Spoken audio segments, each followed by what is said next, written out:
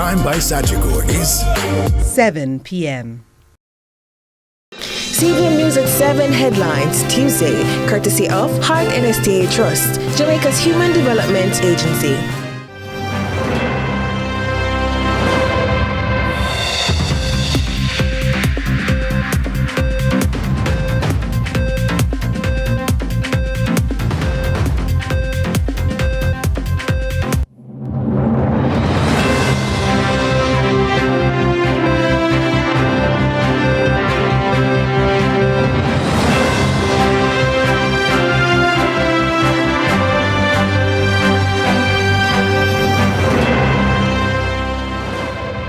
Tonight in CVM News at 7, rental ruse. Scammers target desperate house seekers. A CVM original. Do something. Witnesses urged to take action against perpetrators of domestic violence. And later, Melissa discounts. Christmas vendors dropping prices amid hurricane fallout. In the business report, BOJ on the economic echoes of Hurricane Melissa. And later in sports, against the odds, the story of Excelsior's Manning Cup triumph.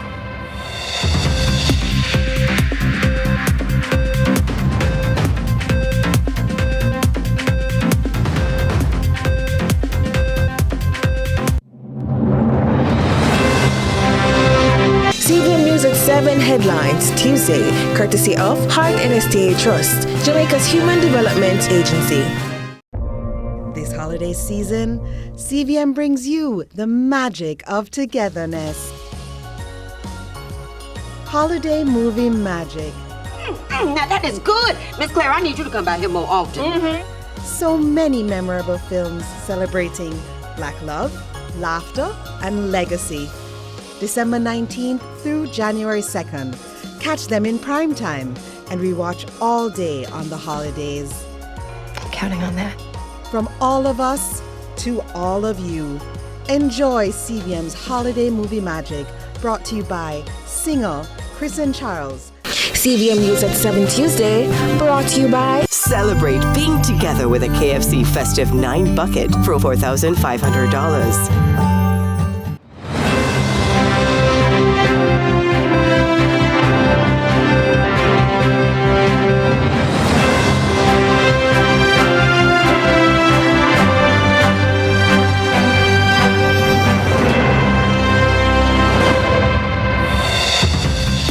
From Kingston, Jamaica, this is CVM News at 7. It's Tuesday, December 23. I'm Giovanni Dennis. Thank you so much for joining us. Up first, deals that seem too good to be true and properties you can't see without first paying a deposit. Hundreds of Jamaicans seeking to rent and buy homes are now falling prey to a growing realtor fraud scheme.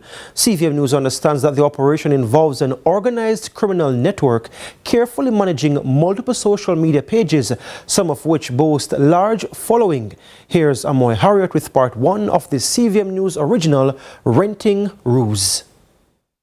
One bedroom, a bathroom, close to all major conveniences in Kingston, all for $40,000 monthly. It almost seemed too good to be true, and so we went in search of the property after an initial conversation with the supposed owner. So we're currently along Glenview Terrace, the location of the property that we saw on the listing.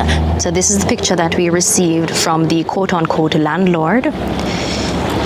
And a little bit of walking along Glenview Terrace, we were able to find the property that's supposedly up for rent for $40,000. Now I'm going to be heading inside to find out if there's anyone home.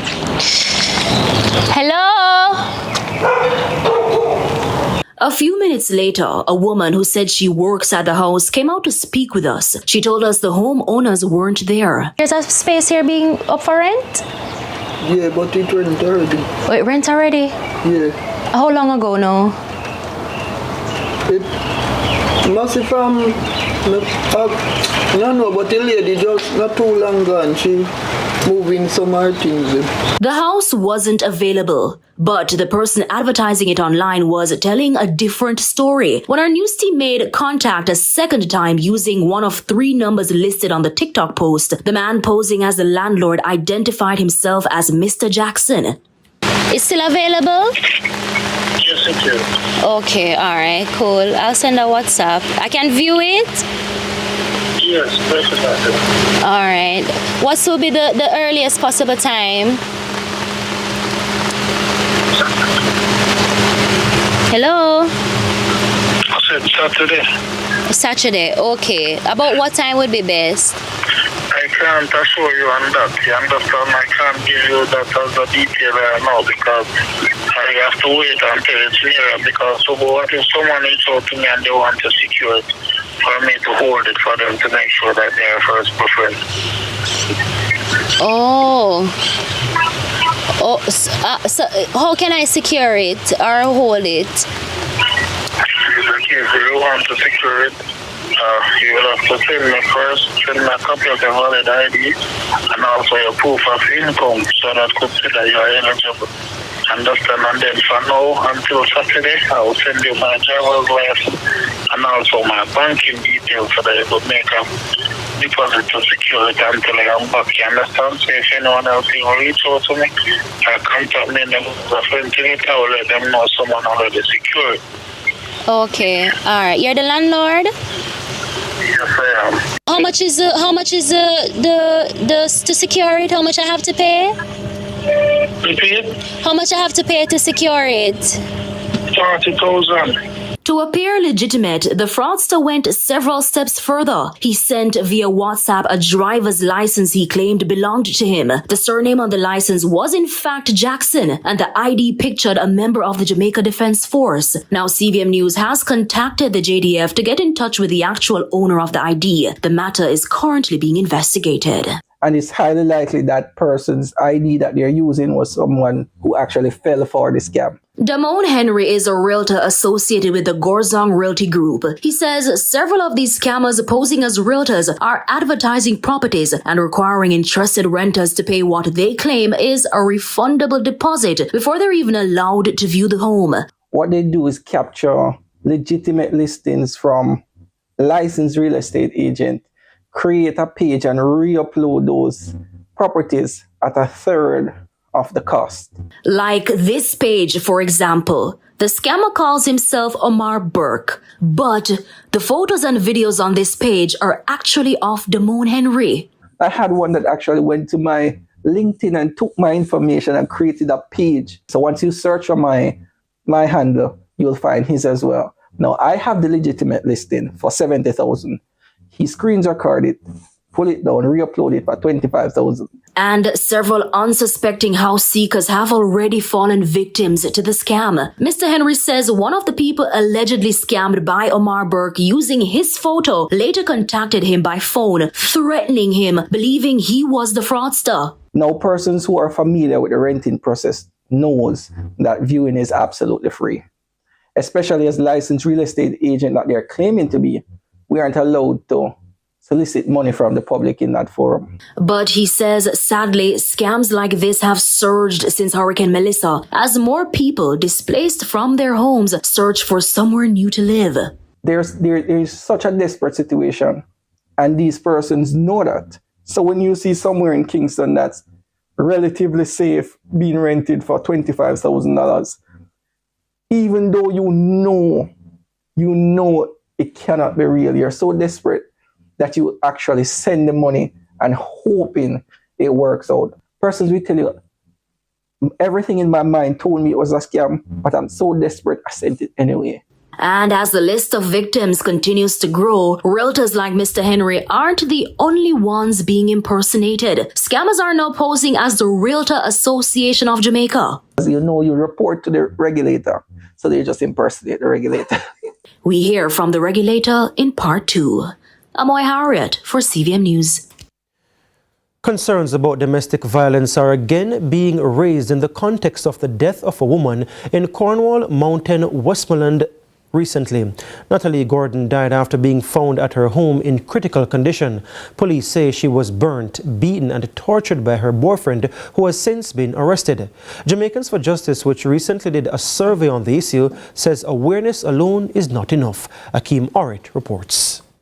Today's call for more action by rights group Jamaicans for Justice follows revelation that residents in Cornwall Mountain, Westmoreland, knew Natalie Gordon was being beaten and abused by her common-law spouse before she died, but did nothing. Miss Gordon died after being found at her home in critical condition. Police say she was burned, beaten, and tortured by her boyfriend, 43-year-old Welder Colin James, who has since been arrested. Residents told CVM News that James would threaten them if they tried to intervene. A recently published survey by JFJ found that many Jamaicans are well aware of the issues. The public is aware of what domestic violence is. What we found as well is that you had a significant percentage of the respondents who were either victims or survivors of domestic violence or perpetrators of domestic violence. Among those who were witnesses or perpetrators, they knew where to go. So in other words, for those who had experienced domestic violence themselves, for those who witnessed domestic violence, they knew the numbers to call, they knew where to get the resources, but they opted not to uptake the services. So I know what to do, where to go, but I have not acted upon that knowledge. Executive Director Michael Jackson says the challenge is lack of action. What you may find is that a neighbor may witness domestic violence situation occurring in the family home next door, and they may intervene to say, listen to me, man, that I know so the thing for go and that is supposed to do. But they may not necessarily get to the next step where they may make a report to the police station. She explains that despite understanding the seriousness of domestic violence, many victims and witnesses remain hesitant to report incidents as fear continues to be a major barrier. There are reporting mechanisms that the government actually has where you can safely make that report and where you can look at the situation of the victim or the survivor in that instance to say, is there a child in the household? What do I do? Is it best that I call 211, where there is the intervention of the Child Protection and Family Services Agency? So we have to look at the full gamut of the situation, but we never encourage people to remain silent on the issue and say, I hope it works out. While the government has made strides in addressing domestic violence, the human rights group insists that more targeted action is needed to ensure real change. Last year or the year before 2023, there was a joint select committee that was established.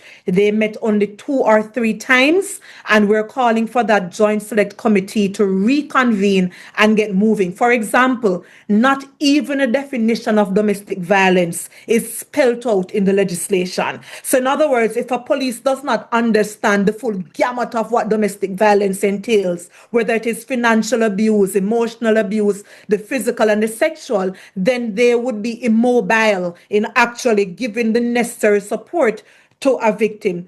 JFJ is calling for stronger enforcement, expanded victim support services, and continued public engagement to move beyond awareness and toward meaningful action. I am Akeem Art reporting for CVM News. And police have formally charged 26-year-old fisherman Daniel Henry for Friday's brutal triple murder in Clarendon, an attack that sent shockwaves through the close-knit fishing community of Rocky Point. Henry is facing 3 counts of murder after he allegedly used a machete during a domestic incident to kill his mother, brother, and cousin. Reports are that brothers 26-year-old Daniel Henry and 32-year-old Linval Henry clashed at the family's home, during which Linval was attacked.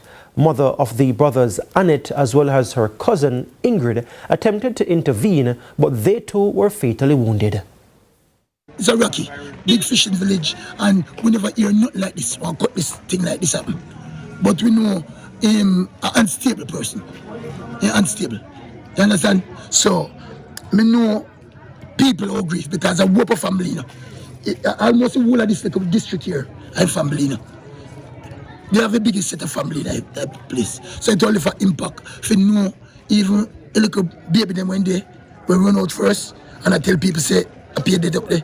Me know, say, them, even them go for a little, you know. And we take a break, but stay with us more when we come back.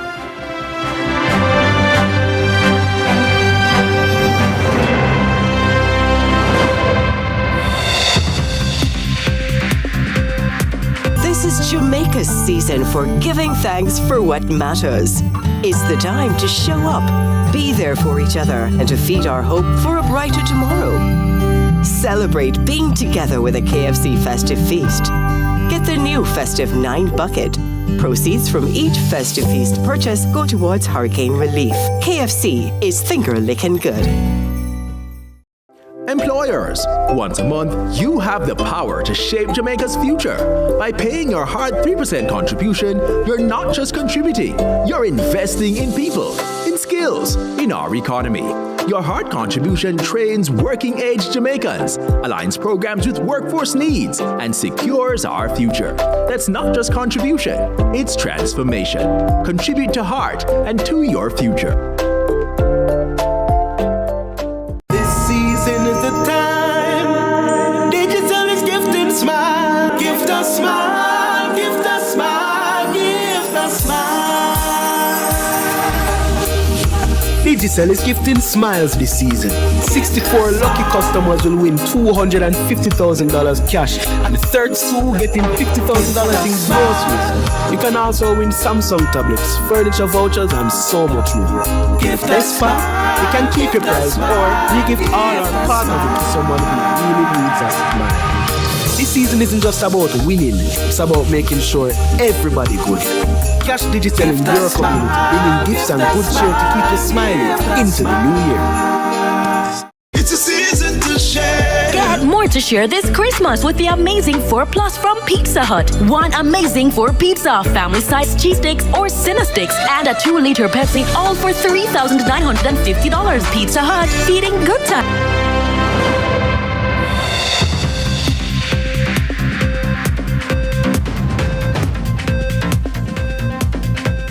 Welcome back. We're continuing the news. Earlier this year, over 700 schools were designated as hurricane shelters, but the long-standing emergency response strategy is now coming under increased scrutiny as stakeholders in the education sector warn it may be disrupting learning and burdening schools. Details from Amoy Harriet. Less than 2 weeks remain until the promised reopening of most schools in Western Jamaica. Yet, 54 of those schools are still being used as shelters for residents who were displaced by Hurricane Melissa. Now, notably, there are currently some schools that have resumed classes while still housing shelter occupants. But some principals argue the government should end the practice altogether. Linton Ware is principal of the Old Harbour High School. His institution has served as a shelter for the past several years. Our schools should not be used as shelters. And based on what we have been experiencing, our schools are really not shelters. They are really holding space. So I think our government with our different partners should look at centers to provide true, real centers as it relates to providing support to individuals during the period of hurricane so that we can move away from our schools and provide support in terms of buildings that are designated primarily. And when we say shelter, it must be shelters, not just a holding space. Also of concern, many schools built long ago face infrastructure constraints that make shelter operations difficult. Our auditorium is currently leaking, which is a part of our shelter. And that is why this year we had to move all the individuals to the different classrooms. And in moving the individuals to the different classrooms, we had our own challenges because this school was built in 1969. So we don't have all the amenities, the resources. So you take, for example, ramps and so on. We don't have those ramps in place. Mr. Ware is also taking issue with the matter that schools serving as shelters aren't given financial support to meet those demands. My school, Old Harbour High School, is a shelter. May I share with you, while it is a shelter, there's no separate budget that we have received to take care of our shelter. There's no additional budget. What we operate from is the resources that we have received for our students and for the development of our institution. That is what we have to use to support the shelter. There should be a separate budget.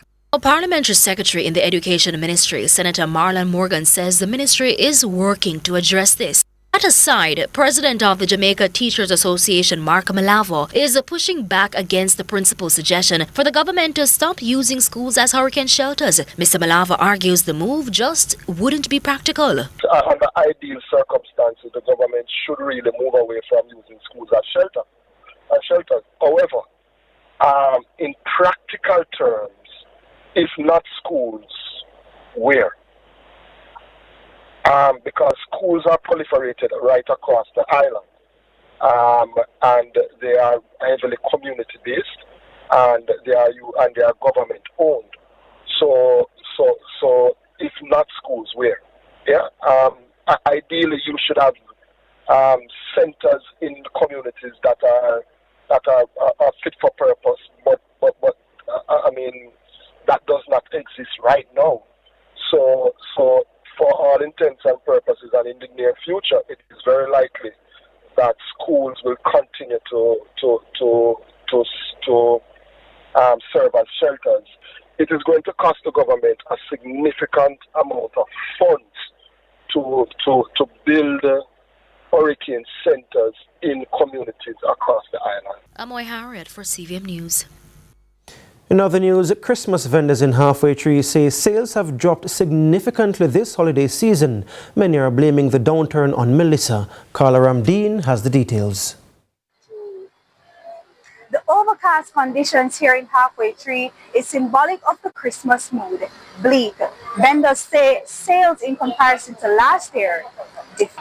Last year was much better. This time last year, it was booming. But we all know about Melissa, and we all know that persons have greater needs than wants. Most of what I am selling is not needs but wants. So you know they're going to put their needs before their wants. One vendor explained that shoppers simply aren't spending the way they normally do at this time of year. Well, this year is a bit slow than usual because there's certain people coming out from yesterday, because I was out yesterday as well. I haven't been getting much sales, but we just keeping hope and our fingers crossed. Another explains that she is selling her items cheaper because many shoppers need the reprieve. Melissa, come and mash up Jamaica, and so I don't want to sale out now for the people then. You know, people down in the country and things, them get damaged and things like that, so I have people coming around shopping for persons like that, so I bring it a little cheaper and a little better. Still, vendors are holding out hope that business will improve in the final days leading up to Christmas. But many admit that the financial hit from Hurricane Melissa has made this season one of the toughest in years. As I said, I'm not giving up just yet. Just hoping and see what tomorrow brings. I would say sell off all my stuff, but you know, I can at least break even to what I've spent to come out here this year. So if I come close near breaking even, then I give thanks. Carla Ramdeen, CVM News.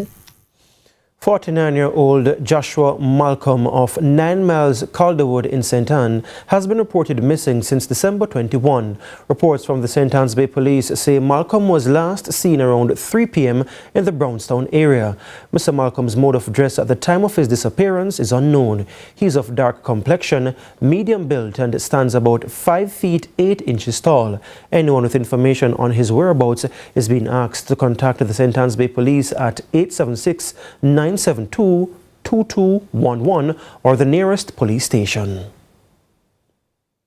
And police are seeking the public's help to locate 20-year-old Gabrielle McKnight of Ridgeview Heights, Kitson, St. Catherine. She's been missing since December 17. Reports from the Spanish Town Police say McKnight was last seen at her home about 4 p.m. She's of brown complexion, slim built, and about 5 feet 4 inches tall.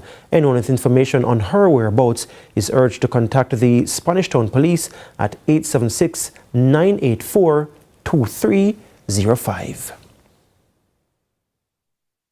State Minister in the Ministry of National Security and Peace, Juliet Cuthbert Flynn, is promising that the government will rebuild damaged police stations to withstand Category 5 hurricanes.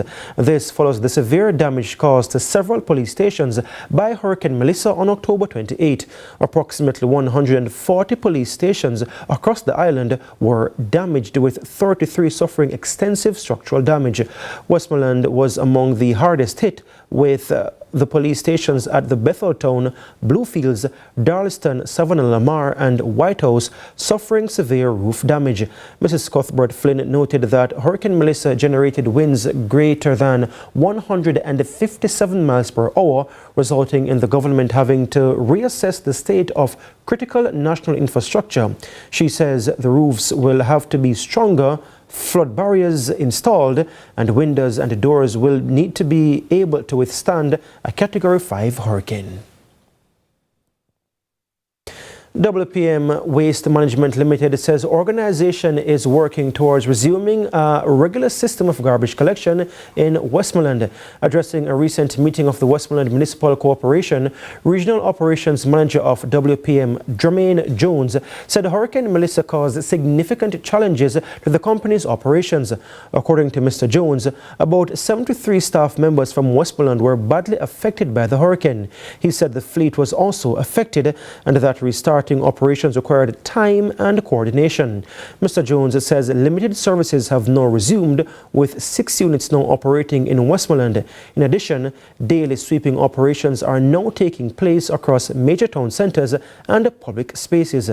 Cleanup efforts are also now underway in the Savannah Lamar Town Centre, White House and Waterworks. And we take another break here on CVM News at 7, but stay with us. More when we come back.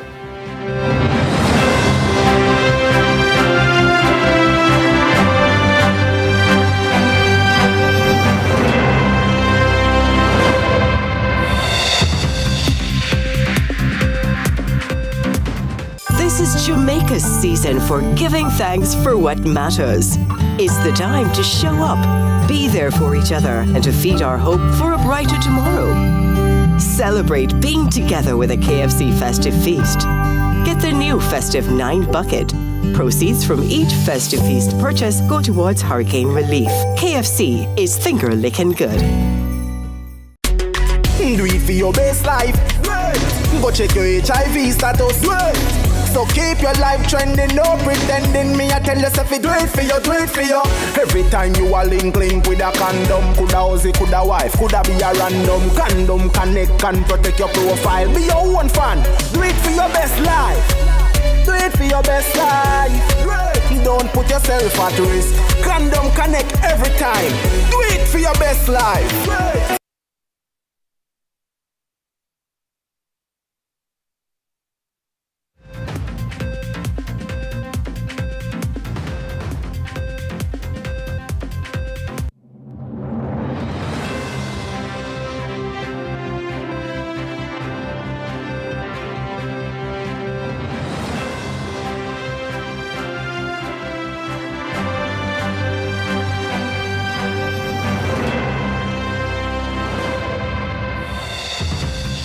Welcome back, and before we head to our next story, Jodian Quarry is here with a preview of what's coming up in Lead Story Prime at 8 o'clock. Jodian. Hi Giovanni, we're discussing dancehall and if it is in fact stalling as a global genre. We're looking at how it's been comparing with other global genres and if all the dancehall music you're listening to right now, including the clashes that we've spoken about here on CVM television, are big enough to get charts and money into Jamaica as a genre. We'll deep dive in with all sorts of amazing people in a few moments inside Lead Story Prime at 8.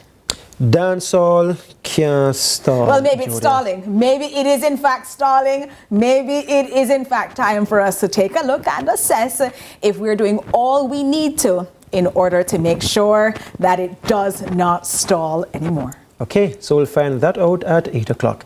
It's that time of the year when children get new toys and more playtime. It's also not unusual for increased visits to the emergency room. From a fall, a reminder this evening on the eve of Christmas Eve for adults to keep the little ones safe even as they have fun. Curlin Brown reports. Are at risk of falling for different reasons. Toddlers, because of their developing motor skills and their natural curiosity, and older ones who participate in physical activities including sports. Falls account for the highest incidence of injuries in hospital patients 0 to 19 years old. The World Health Organization, the WHO, reports 80% of fall-related fatalities happen in low and middle-income countries like Jamaica. And so the consequences of falling cannot be overstated, while guiding minors about the importance of playing safely. There can be mortality associated with falls, but there can also be disability as well.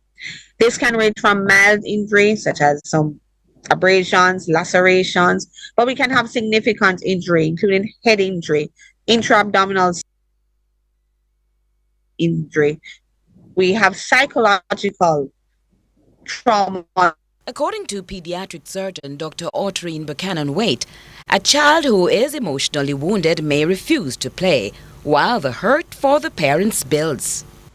The direct cost, they may have to now pay the taxi to take them to the hospital. They may have to pay for the imaging, depending on where they go. They have to pay for rehabilitation, pay for the hospital stay. And then you have the indirect economic effects. The parent may have to be absent from work, which means they'll have less income coming in as well. The CDC in 2023 reported that over $3 billion was spent on medical costs for non-fatal falls presenting to the hospital in children up to 19 years of age. In addition to knowing the risk factors, Dr. Buchanan-White stresses proper supervision is essential at all times. We want to remember that falls in children poses a serious health and economic concern. Curlin Brown, CVM News. And we take another break here on CVM News at 7, but stay with us. More when we come back.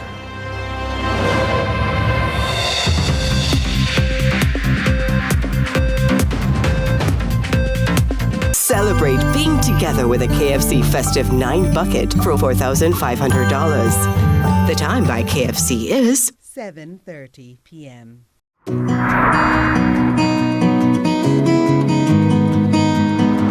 You know, some days are harder than others, but we have to do our part. You like porridge? We're in this together. Morning, nurse. Thank you for what you do every day. Come in, nurse. Our bone of fear.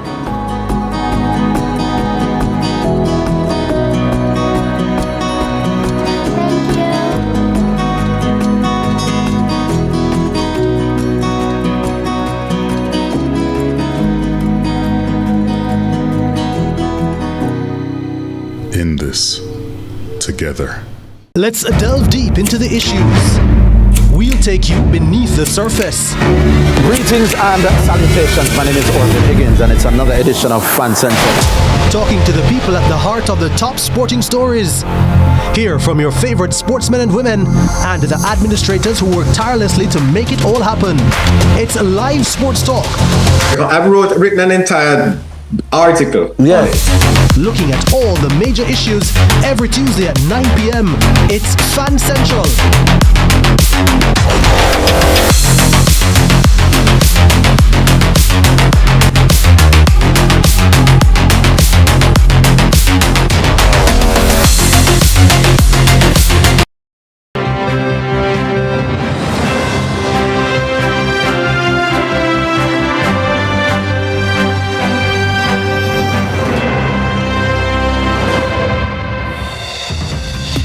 Welcome back. We go now to regional and international news. We begin with the news in the region. Delta Airlines has returned to Grenada with its first flight on Saturday since 2019. Following that 5 years hiatus, the airline has introduced daily non-stop service between Hartsfield-Jackson Atlanta International Airport and Grenada's Maurice Bishop International Airport.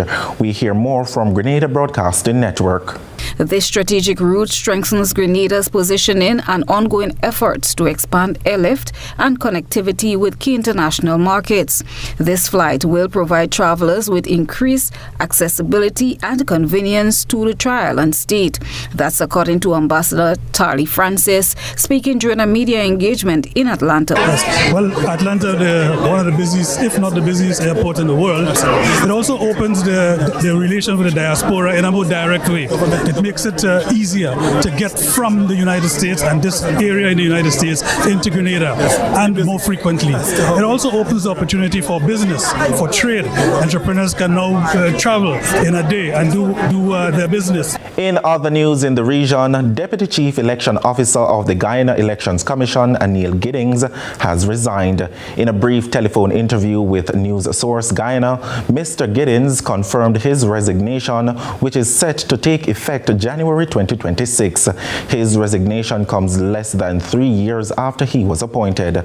More from News Source Guyana. Giddings' appointment back in 2023 had received pushback from the 3 opposition-nominated members of the Guyana Elections Commission. However, the chairman of GCOM, retired Justice Claudette Singh, used her casting vote to hire him for the position. The Deputy Chief Election Officer post had been vacant for approximately 2 years prior to the appointment of Giddings. It was left vacant following the removal of the former DCEO, Roxanne Myers, just after the 2020 elections. Giddings has experience in implementing and managing electronic systems for national registration and the production of national identification cards.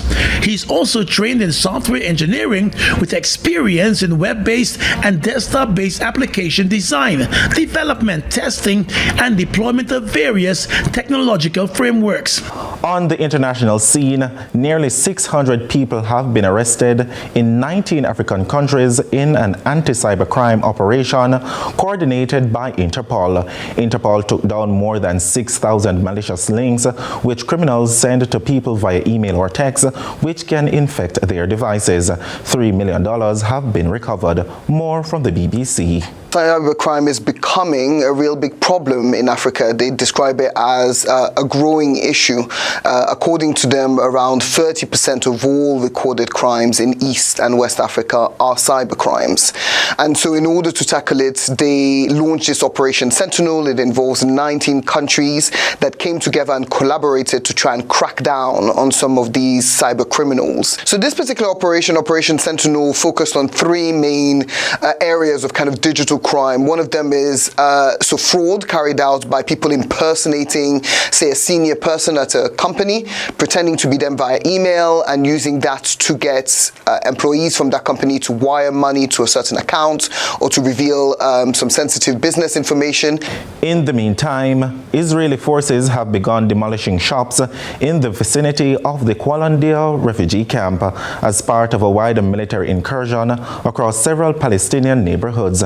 The raids, which began early Tuesday, have extended into the nearby town of Karf Akwab, where Israeli troops deployed in large numbers carried out house searches, forcibly evicting residents from their homes. Al Jazeera has the details. We are here in Kufr Aqab in the occupied West Bank, and at the end of the street right here, an Israeli raid continues since the early hours of Tuesday, where the Israeli forces are stationed toward the end of the street. They have taken so many homes as bases for them, basically displacing Palestinians from their homes and demolishing some signs for Palestinian stores and Palestinian shops.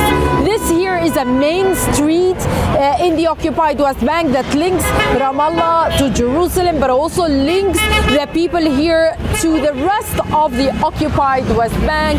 As far as Palestinians were telling us, there were massive detentions as well as Palestinians who have been beaten up by the Israeli forces in this active raid that continues since the early hours of Tuesday. And that's it for regional and international news. I'm Akim Aret. And CVM News at 7 continues with sports after the break with Jordan Fort.